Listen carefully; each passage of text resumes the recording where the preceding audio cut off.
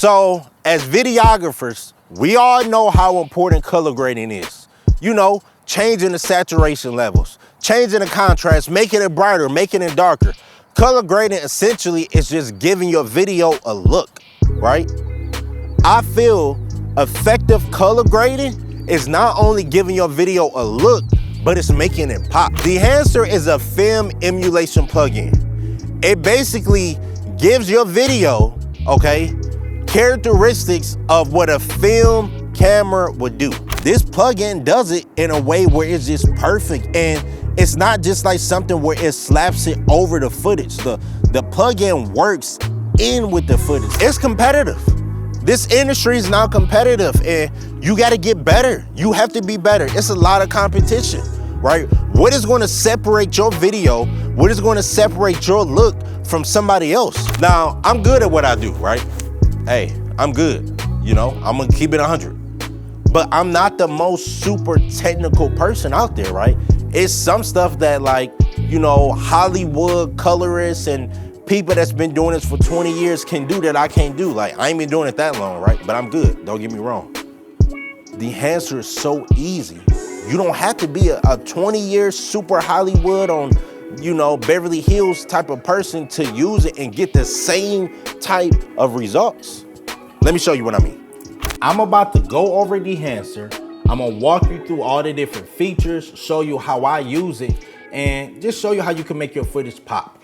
So, let's take a look at the clip first, right? The clip that we're gonna work with. It's a standard A7S3 S-Log3, you know, clip.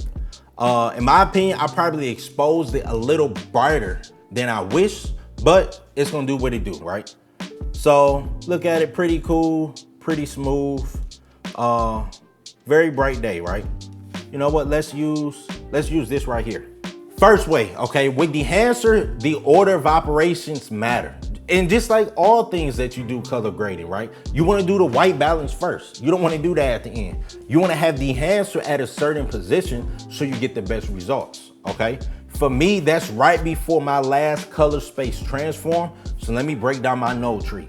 First, I'm going from S-Log3 to DaVinci wide gamut, okay?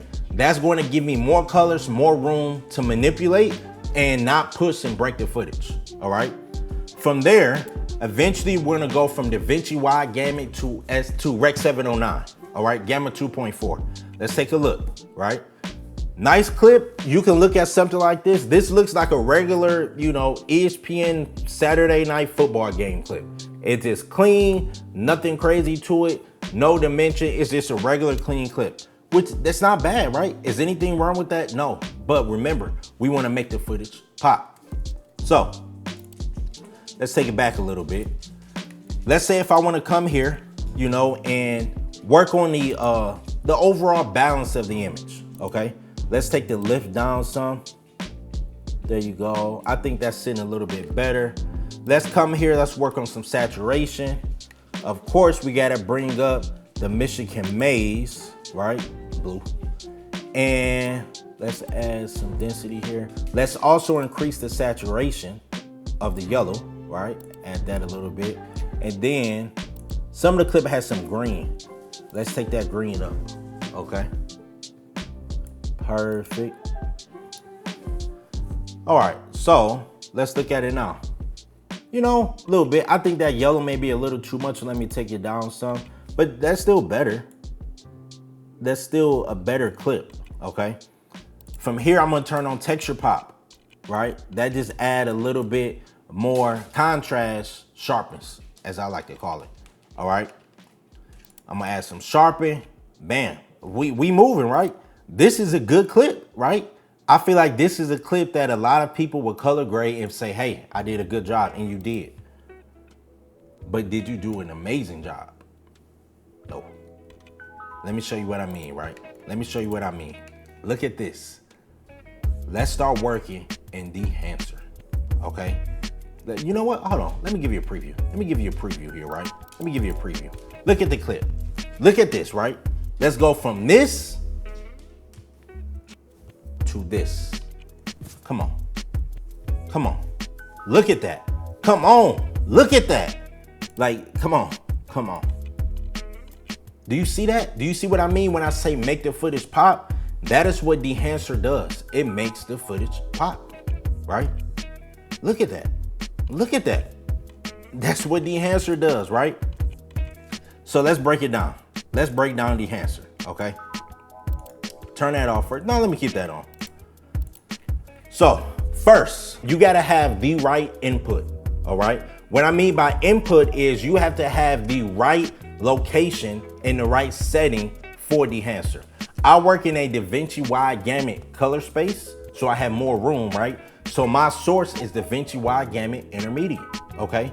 Some people may work with straight Rec 709, right? You're not using a DaVinci wide gamut color space. You would click Rec 709, but I'm not. I'm using DaVinci wide gamut, right? Before the DaVinci wide gamut to Rec 709 transform. That's why I sent DaVinci wide gamut. If this was after that transform, it would be Rec 709. But I place it before because it gives me more room to manipulate. Next, you have film stocks, okay?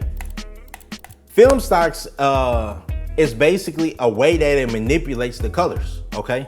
Look at this, right? I don't use these too much, but I'm gonna give you an example, right? Before, look at it, right? You can see once you add it, it kind of makes it more monochromatic. It makes most of the colors shift to like that goldish look, right? Compared to before. Compared to before, look at it, right? Even the grass is not as green, right? So it's a bunch of different film stocks that you can use that are emulations of actual film stocks, but I don't use it, so I'm gonna skip that for now. Film developer, I never used it one time. It's no need to talk about it because I don't use it. Film compression, look at this. Film compression is something that I use all the time, right? Look at his helmet. Look at it before, now look at it after. You see that? Film compression basically compresses the image, and even look at the scopes. Take a look right here, right? Film compression reduces the brightest parts of the image in a way that's more film-esque, okay?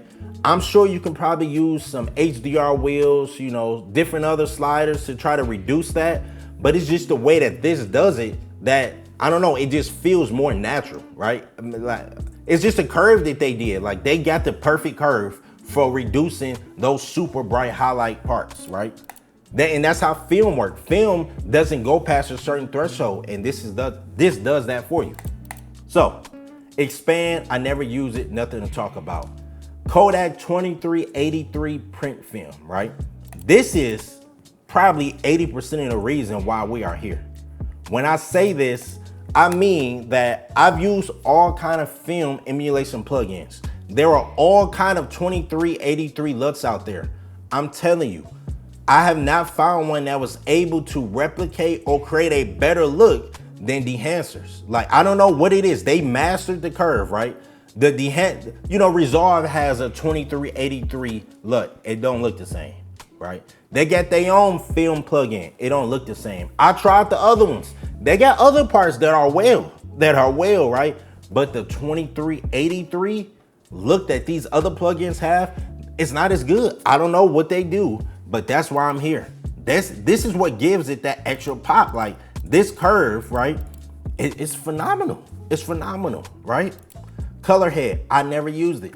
Don't know what it is. I can't talk about it. Film grain, A1. Look at this, right? The film grain and Dehancer is not an overlay. A lot of film grain plugins and film grain, you know, packs that you download are just overlays. The grain with Dehancer is built into the footage. Like, the brightest parts, grain looks different than darker parts of the grain. It's actually in the footage. It's not just on top of it. So it makes it more natural. It doesn't look like noise. Like, it gives a actual grain film look, which is perfect. So many different plugins. I mean, so many different presets that you can use is A1. It's A1. Next, you got Bloom. Bloom, I love, man. And let me actually show you Bloom on a different clip, because Bloom works well when you have clips where there are brighter parts of the clip, right? So look at this clip, okay? Let's go here to Bloom and let me turn it up. Look at the area behind them, like, you know, that bright part. Look at how as I turn it up, it makes it just softer and lush and just makes it bloom, right? This bloom is amazing. It works well when you have clips where there's a lot of dark parts or, you know, pretty good exposed parts and then pockets of bright light. It makes it bloom, it makes it shine like A1, A1. I love the bloom effect in Resolve. Next, you have film damage. I never use it. Film breath, never use it. Gate weave, never use it. Last but not least is overscan. Overscan is an effect that kind of gives you those, you know, grungy type of overlays that a lot of people use, right? They got a bunch of different presets that you can adjust. What I love though is you can adjust the scale of the effect, right? You can affect the brightness of like the blur, and you can adjust the position of the clips inside it. And there are actually some effects that is more interactive, right? Like look at this. Hold on, not that one. What is it? Is it this one? It's one of these. Hold on, y'all.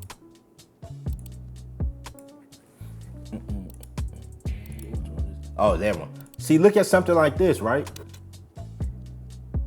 Look how you got the top and bottom, like extra effects and stuff. I can reduce it like that. Just look good. Just nice film effects, right? A bunch of different presets that you can use. It can give you different looks. It's nice. And last but not least, a vignette, right? Of course we know what that is. You know, it's pretty easy, pretty safe to use. Dehancer, it's not